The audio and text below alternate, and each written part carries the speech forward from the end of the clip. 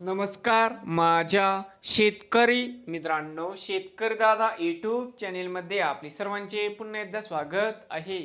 आज आपण बघणार आहे लातूर जिल्ह्यातील दिवणीतील आजचे सोयाबीन मार्केट रिपोर्ट म्हणजे दिनांक 18 जुलै 2026. सर्व शेतकऱ्यांनी हा व्हिडिओ संपूर्णपणे बघा, कुठे स्किप करता. सोयाबीन दरामध्ये होते चांगली वाढ.